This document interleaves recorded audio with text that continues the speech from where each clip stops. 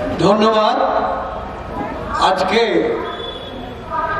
এখানে আক্রান্ত আমলার আহ্বানে যে গণ অবস্থান চলছে বিচারের দাবিতে, একজন নিরপরাধ মেয়ে, আমাদের বাড়িরই এক মেয়ে, সে ডাক্তার হতে গিয়েছিল।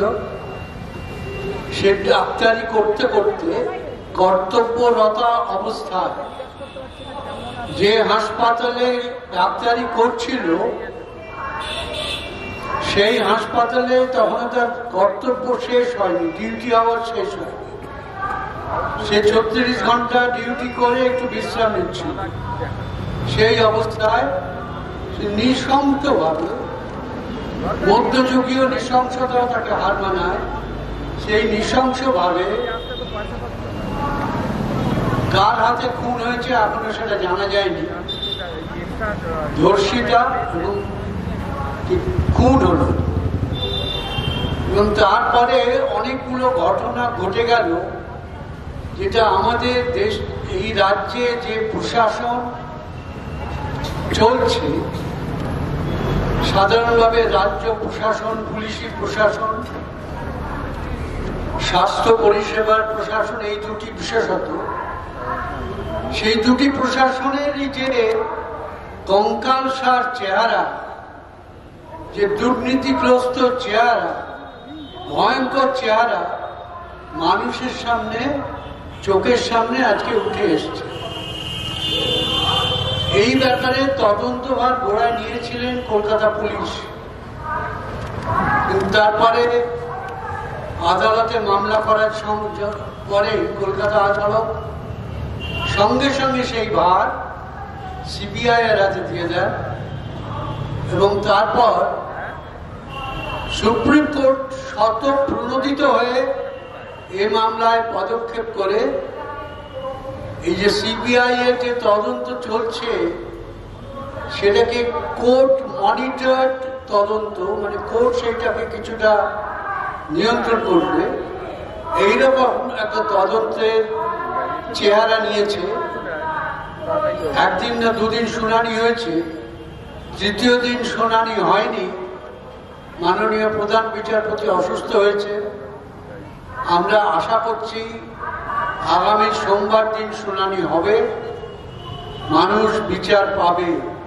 সারা ভারতবর্ষের বাইরের লোকও কিন্তু এই ব্যাপারটার দিকে তাকিয়ে আছে। এখানে অনেকগুলো ঘটনা আমাদের চোখের সামনে এসছে। এই ধরনের ঘটনা কিন্তু চলছে, অনেকদিন ধরে চলছে, এমন ভাবে চোখের সামনে আসে। আমাকে আক্রান্ত আমরা যেটা সংগঠন, সেটার মুখ্য ভূমিকায় যিনি আছেন অম্বিকেশ মহাপাত্র অনেক কথা বলেছেন।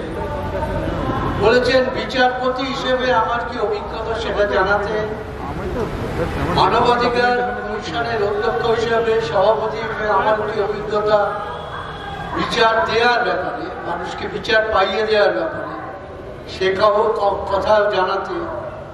উনি আজকের যে অবিচার চলছে, সামাজিক গভীর অবিচার, যে গভীর অসুখের মধ্যে দিয়ে আমরা চলেছি, যা থেকে মুক্তি পাওয়ার চেষ্টা আমরা প্রত্যেকে করছি, এবং সব থেকে এই এত দুঃখের মধ্যে আনন্দের ব্যাপার, আশার আলো, যে মানুষ আস্তে আস্তে জোট মারছেন, মানুষ ভয়ের থেকে বেরিয়ে আসছে। মানুষকে যে ভয় দেখানো হয়, এবং আজও হচ্ছে, মানুষের ওপর প্রতিবাদ করলে যে ধরনের অবিচার নেমে আসে, শাসকের যে রক্তচক্ষু যেভাবে তাকে চুপ করানোর চেষ্টা করে, সেটা আজও চলছে। এই যে মেয়েটি তিলোত্তমা, এই এক প্রতিবাদী মহিলা, প্রতিবাদী কণ্ঠস্বর ছিল বলেই আমাদের সবাই মনে হয়, এবং সেই প্রতিবাদকে থামিয়ে দেওয়াটাই হচ্ছে এই বলাৎকার, ধর্ষণ এবং তার খুনের পেছনে উদ্দেশ্য। কি কারণে খুন হলো কিন্তু আমরা জানি না। মেয়েটির সঙ্গে কারোর শত্রুতা ছিল, কোনো ভালোবাসার ব্যাপারে কোনো দ্বন্দ্ব ছিল, কিছুই কিন্তু জানা যায় না। মেয়েটি লেখাপড়ায় ভালো, পড়াশোনায় ভালো, ডাক্তার হওয়ার স্বপ্ন দেখেছিল, অনেকটা এগিয়েও ছিল, গরিবদের চিকিৎসা করার তার একটা স্বপ্ন ছিল, অন্যায়ের বিরুদ্ধে প্রতিবাদ করার তার একটা স্পৃহা ছিল। এইটুকু জানি। কে বা কারা তাকে ঠিক খুন করলো, ধর্ষণ করলো, কি কারণে করলো সেটা জানি না। কিন্তু সহজেই যেটা অনুমেয়, আজকের যে অপরাধ চক্র এই হাসপাতালগুলো ঘিরে, এই স্বাস্থ্য ব্যবস্থা ঘিরে চলছে, শুধু আর্থিকর নয়, এখন অনেক বিভিন্ন হাসপাতালে অপরাধ চক্রের কথা সামনে আসছে। আপনারাও দেখতে পাচ্ছেন, আপনারা একটু কান পাতলেই শুনতে পাবেন।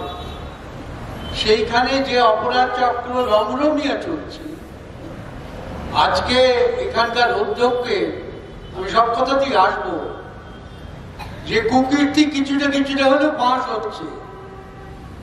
তারা যে প্রাসাদোপম, অট্টালিকা, বাগান বাড়ি, প্রচুর বৃত্তের অধিকারী যিনি, ইত্যাদি নানা বিষয় আজকে সামনে আসছে, এবং তার বিরুদ্ধে যে আর্থিক দুর্নীতির কেলেঙ্কারি সিবিআই এর হাতে গেছে, কলকাতা হাইকোর্ট দিয়েছেন, সেটাকে চ্যালেঞ্জ করে তিনি সুপ্রিম কোর্টেও গিয়েছেন। সোরা হয়নি, আমরা দেখে আশ্বস্ত হলাম সুপ্রিম কোর্ট তার পক্ষে কিছু রায় দেননি। তোকে এখনো পুরো আশ্বস্ত হওয়ার সময় আসেনি। এখন খালি একটা কথা বলি, মানবাধিকার কমিশন সম্বন্ধে আমার কিছু অভিজ্ঞতা আপনাদের সঙ্গে শেয়ার করতে চাই। সেটা হয়তো আজকের এই যে অবিচার, অন্যায় চলছে, যে গভীর ক্ষতর মধ্যে দিয়ে আমরা যাচ্ছি, সেক্ষেত্রে কিছুটা হলেও প্রাসঙ্গিক। প্রথমেই অম্বিকেশের কথায় আসে। সেই সময় অম্বিকেশ মহাপাত্রকে আমি চিনতাম না, অম্বিকেশ মহাপাত্র আমায় চিনতেন না। হয়তো আমার নাম শুনে থাকতে পারেন, শুনেছেন কি জানি না। কাগজে দেখলাম, টিভিতে দেখলাম যে যাদবপুর বিশ্ববিদ্যালয়ের এক অধ্যাপক, তিনি কি করেছেন, তার আর এক পড়োশি, তারা এক ফ্ল্যাটে থাকতেন, একটা হাউজিং কমপ্লেক্সে, সেখানকারই আরেক বাসিন্দা সুব্রত সেনগুপ্ত, তার কাছে একটা মেসেজ, একটা হোয়াটসঅ্যাপ মেসেজের মতো একটা মেসেজ ফরওয়ার্ড করেছে। তাতে কি আছে, আপনারা সবাই সোনার কেল্লা, সত্যজিৎ রায় শিশু চিত্র দেখেছেন, সেইখানে একটি দৃশ্য আছে, দুষ্টু লোক ভ্যানিশ। সেইটি করে যে চিত্রের যে খলনায়ক, সে শিশুটিকে একটু ইমপ্রেস করার চেষ্টা করছিল, তার মনটা অন্য থেকে ঘোরানোর চেষ্টা করছিল। এইটা হচ্ছে একটি শিশু চিত্রের একটা গল্প। সেই গল্পটা নিয়ে একটি নির্দোষ রাজনৈতিক ব্যঙ্গ, কার্টুন।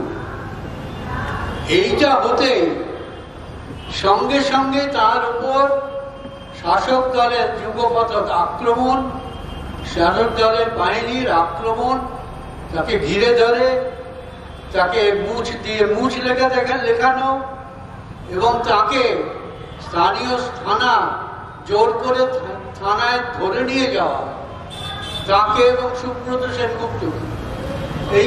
এই ব্যঙ্গচিত্রটি তিনি ফরওয়ার্ড করেছেন। এই মহান অপরাধ, সেখানে মহান নেত্রী আমাদের পশ্চিমবঙ্গের মুখ্যমন্ত্রীকে দেখানো হয়েছে যে তিনি একজনকে সরিয়ে আর একজনকে রেলের মন্ত্রী করার চেষ্টা করছেন। সেইখানে এই প্রসঙ্গে এটা এসেছে, এই কথাটা এসেছে। এই ধরনের ব্যঙ্গচিত্র তো গণতন্ত্রের অঙ্গ, কিন্তু এই ব্যঙ্গচিত্র তিনি সহ্য করতে পারলেন না। তার অধীনস্থ পুলিশ বাহিনী, তার অধীনস্থ তদানীন্তন শাসক দলের গুন্ডা বাহিনী এই অধ্যাপকের উপর চড়ায় পড়ল। তাকে মুচলেখা দিতে হলো, আদালতে সারা রাত্রির হাজত পাস করে পরের দিন আদালতে তাকে বেল নিতে হলো। আমি দেখলাম তো এটা একটা পরিষ্কার একজন ভদ্রলোকের, একজন শিক্ষিত লোকের মানবাধিকার লঙ্ঘিত হয়েছে। আমরা শত প্রণোদিত ভাবে ব্যাপারটা এনকোয়ারি করি, শত প্রণোদিত ভাবে। অম্বিকেশ আমাদের কাছে আসেননি, তিনি হয়তো ভেবেছিলেন যে এসে হিউম্যান রাইটস কমিশন টমিশন কোনো একটা মুখের মতো কথার কথা, তিনি আসেননি। আমরা শত প্রণোদিত এনকোয়ারি করলাম, তদানীন্তন যিনি নগরপাল ছিলেন তাকে ডেকে পাঠালাম, যে পুলিশ অফিসাররা এইসব কাজ করেছিলেন তাদের ডেকে পাঠালাম। সমস্ত অনুসন্ধানের পর আমাদের হিউম্যান রাইটস কমিশনের রেকমেন্ডেশন করার, সুপারিশ করার ক্ষমতা আছে। আমরা দেখলাম, বললাম, আমাদের সুপারিশ করলাম যথেষ্ট কারণ দেখিয়ে যে এই যে দুজন, এদের মানবাধিকার লঙ্ঘিত হয়েছে, এদের কোনো অপরাধ নেই, এদের কম্পেনসেশন দাও। আর দ্বিতীয় সুপারিশ হলো যেসব পুলিশ অফিসাররা এই ধরনের অন্যায় কাজ করেছেন তাদের বিরুদ্ধে বিভাগীয় তদন্ত করো। এই দুটি আমাদের সুপারিশ। আমার মনে হয় সুপারিশটা আমার করেছিল যতদূর মনে হয় 14ই আগস্ট। 14ই আগস্ট এই সুপারিশটা আমরা হিউম্যান রাইটস কমিশনে আপলোড করি, মানে সবাই পাবলিক ডোমেনে আসে। পরের দিন, ঠিক পরের দিন মাননীয় মুখ্যমন্ত্রী আমার নাম না করে আমার উপর চরম বিষাদাঘাত করে। চরম উদাহরণ তিনি বলেন যে আমার আইনের জ্ঞান নেই, হিউম্যান রাইটস কমিশনের চেয়ারম্যানের ক্ষমতা সম্বন্ধে জ্ঞান নেই। একটা এমন ভাবে লিখেছি যেন আমি দেশের রাষ্ট্রপতি, এইসব কথা তিনি বলেছিলেন। আমি তার কোন উত্তর দিই, এই গেল এক। উত্তর দেওয়ার কথা আমি মনেই করি। এরপরে যে সুপারিশ করেছিলাম সেই সুপারিশ কার্যকর করার জন্য অম্বিকেশ মহাপাত্র আদালতে যান। আদালতে গিয়ে কি হলো, সেখানে রাজ্য সরকার যথেষ্ট বিরোধিতা করে তার মামলা। শত বিরোধিতা সত্ত্বেও মাননীয় বিচারপতি দীপঙ্কর দত্ত, যিনি আজ সুপ্রিম কোর্টে আছেন, তিনি রায় দিলেন এই সুপারিশ সঠিক এবং এই সুপারিশ অনুযায়ী যে ক্ষতিপূরণের কথা বলা হয়েছে, যে পদক্ষেপের কথা বলা হয়েছে সেটা সঠিক, রাজ্য সরকারকে সেটা করতে হবে। কিন্তু রাজ্য সরকার তো আদালতের আদেশ মানে না। সঙ্গে সঙ্গে রাজ্য সরকার আপিল করল এই আদেশের বিরুদ্ধে। এখন তাদের সেই আপিলও খারিজ হয়ে গেছে, কিন্তু রাজ্য সরকার মানবাধিকার কমিশনের সেই সুপারিশ আজও কার্যকর করেননি। এর মধ্যে সুব্রত সেনগুপ্ত মারা গেছে, কিন্তু আমি যতদূর জানি সেই সুপারিশ আজও কার্যকর করেননি। উল্টো দিকে কি করেছেন, অম্বিকেশের উপর অনেকগুলো মামলা চাপিয়ে দিয়েছে। সে কেন এইসব সুপারিশ কার্যকর করার জন্য আদালতে এসেছে? যে আইনের উপর ভর করে তার বিরুদ্ধে ফৌজদারি মামলা হয়েছে, সুপ্রিম কোর্ট বলেছে সেই আইন বাতিল, সে আইন চলে না, তার সত্ত্বেও মামলা চলছে। অবশ্যই অনেকদিন বাদে একটি মামলা বোধহয় খারিজ হয়েছে, এখনো বোধহয় কিছু মামলা আছে। এই যে দেশের আইন শৃঙ্খলার পরিস্থিতি, এর প্রতিটি কথা সর্বৈব সত্য, এর কোনো উত্তর রাজ্য সরকার দিতে পারবেন না। তাই জন্যই আমি রাজ্য সরকারের বিষ নজরে পড়েছিলাম তাতে আমি গর্বিত। রাজ্য সরকারের বিষ নজরে পড়ে আমি গর্বিত যে আমি ঠিক পথে আছি। আরো আরেকজনের কথা বলছি, তিনি ছিলেন শিলাদিত্য চৌধুরী। তার অপরাধ কি? তিনি শাসক দলের সমর্থক ছিলেন, প্রান্তিক চাষি, চাষবাস করে খায়। একটি জনসভায় মাননীয় মুখ্যমন্ত্রী বক্তৃতা দিচ্ছেন, সেখানে এই চাষি শিলাদিত্য গিয়ে বলেছে চাষের দাম, আমাদের চাষবাস করে খাই, সারের দাম বৃদ্ধি হচ্ছে কেন এতটা? সঙ্গে এসে এই প্রশ্ন করার জন্য, আর কিছু না, এই প্রশ্ন করার জন্য মাননীয় মুখ্যমন্ত্রী সঙ্গে সঙ্গে বললেন ও একজন মাওবাদী। দেখুন, একজন মাওবাদী প্রশ্ন করছে, ওকে অ্যারেস্ট করুন। পুলিশ তো মুখ্যমন্ত্রী বলছে অ্যারেস্ট করতে, তাকে সঙ্গে সঙ্গে অ্যারেস্ট করলো। পুলিশ শত চেষ্টা করেও তার সঙ্গে মাওবাদীদের কোনো যোগাযোগ খুঁজে পেল না, তাকে ছেড়ে দিল। সে সাধারণ চাষ করে খায়, কিন্তু মুখ্যমন্ত্রী বলেছে তাকে ছেড়ে দিলে হয়? তার 10-15 দিন বাদে যখন খেতে কাজ করছিল তাকে অ্যারেস্ট করা। এগুলো কি মানবাধিকার অধিকার লঙ্ঘন নয়? সে পরে অবশ্য সেই মামলায় বেল পেয়েছে, কিন্তু মামলা বাদে এখনো চলছে। সে একজন প্রান্তিক চাষি, সে তো আর অম্বিকেশের মতো অধ্যাপক নয় যে মামলা করবে। তার মামলা কি হয়েছে আমি জানি না। এই তো হচ্ছে এই দেশের, এই রাজ্যের মানবাধিকার কমিশনের চেয়ার, এই রাজ্যের আইন শৃঙ্খলার চেহারা।